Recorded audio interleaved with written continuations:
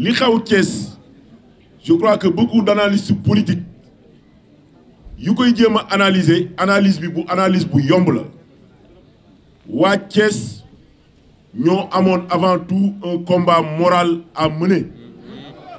parce que dafa am ay doomu Thiès yu fi nekkoon waa Thiès am une affection particulière pour ñoom fu ñu mësaan a yëkkatee seen loxo laaj Thiès gépp mobiliser ànd ak ñoom ñu trahir Thiès teg ñu gàcce ba tax Sénégal gépp fu waa Thiès nekk ci àdduna mënatuñoo sigi xool kenn ndax gàcce fu ñu génnee ci àdduna ñu jël baat boobu ñu doon wax nitu Thiès mu nekkoon baat boo xam ni baat bu péjoratif la di ko teg ci suñu der jàppe nitu Thiès ni nitu Thiès moo dul ku dul wax dëgg nitu Thiès mooy kuy symboliser l'indignité nitu Thiès mooy kuy symboliser la tortuosité mais tey waa Thiès pour mener ce combat moral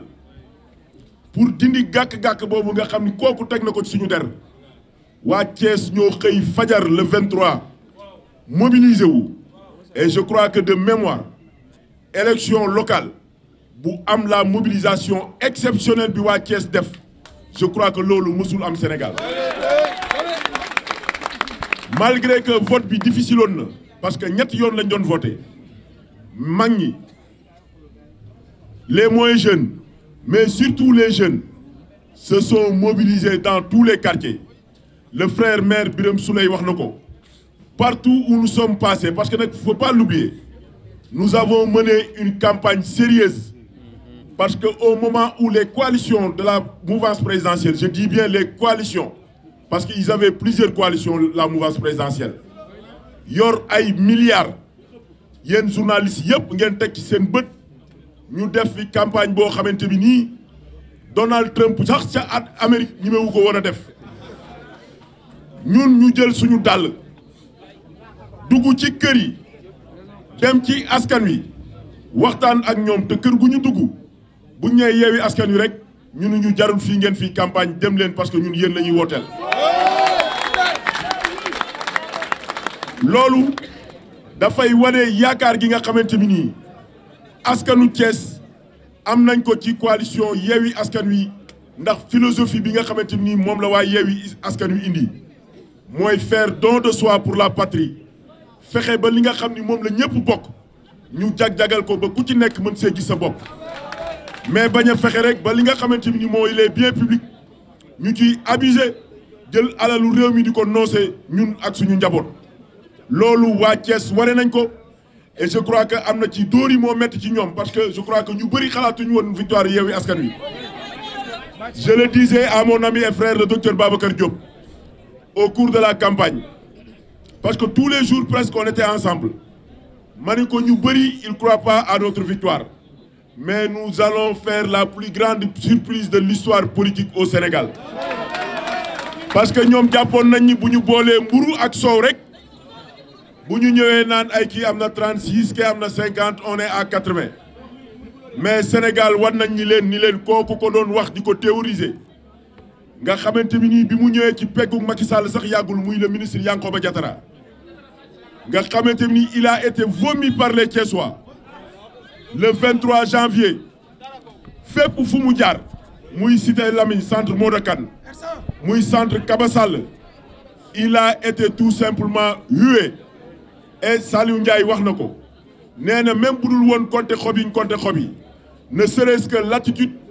hostile des Thiessois à leur endroit waroon na tax ñoom ñu bajatee teg seen tànk naan dañuy campagne xam nga ku mel ni suñu mag Idrissa Seck ak cofeel gi ko Thiessois yi amoon ci moom su demee ba ñëw Thiès di fi campagne ñu koy yuuxoo nga xam ni war na sàmm kàddoom comme moom dafa waxoon ni en 2022 à 63 ans ci lay bàyyi politique pour ñëw nag ci mbir mi nga xamante bi nii moom moo ñu fi dajale je crois que ñi ma précédé wax nañ ko la victoire de Yewwi Askan Wi ne souffre de l'ombre d'un doute soo demee ci centre bële ma wootee muy centre Kaba Sall Benno Bokk Yaakaar mi jël deuxième 1050 voix la ko Yewwi Askan Wi rawee 1050 voix 1050 voix junni ak juróom fukki xob lañ leen rawee donc je crois que loolu moom lañ gis Parcelles Assainies moom lañ gis PDF Modou Kane moom lañ gis école Modou Kane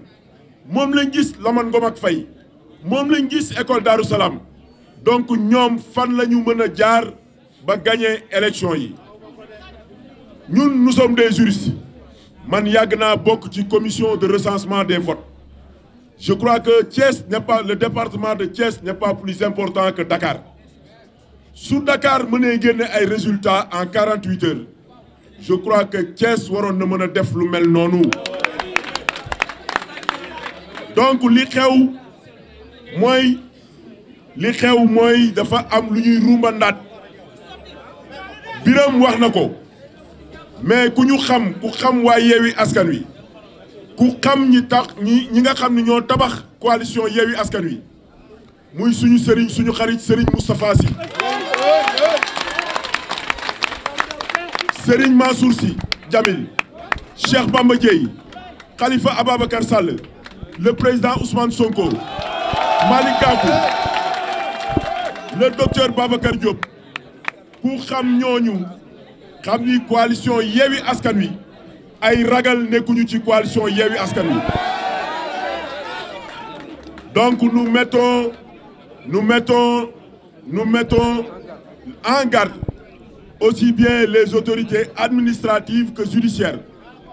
pour leur dire que les jeunes,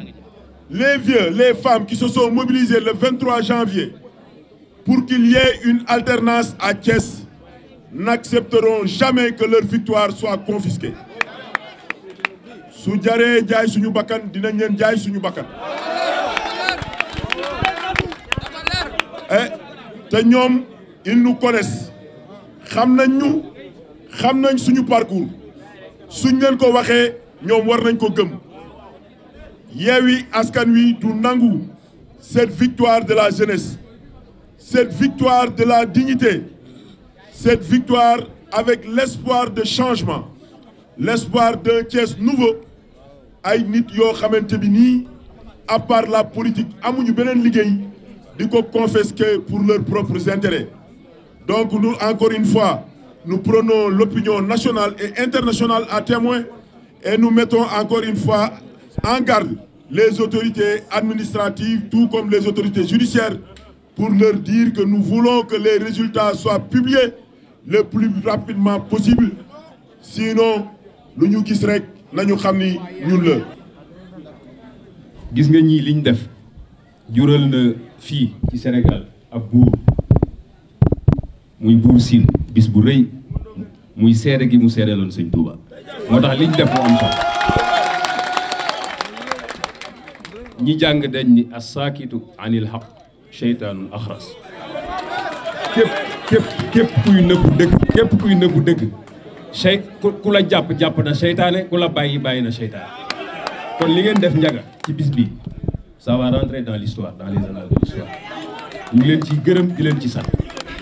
di leen jaajëfal bu baax ci taxawaay boobu leneen li man sama wax sax du bari parce que gor yi ma àndal wax nañ lépp Seyid Cheikh Ahmed Tidiane Sy Al Maktoum daf ni bari pexe nekk ci njub moo ko gën bari pexe nekk ci njub moo ko gën bari pexe nekk ci njub moo ko gën le régime en place seen caaxaan yi ngeen nekkee ak font yi ngeen nekkee ak yàpp askanu Thiès gi ngeen nekkee bàyyi leen ko parce que ça ne passera pas parce que waa Thiès ku leen xam leen ci fulla xam leen ci fayda xam leen ci dignité donc loolu mënul jàll bàyyi leen dawal mbege bi ngeen nekkee mag du dawal mbege voilà foofu lay yem asalaamaaleykum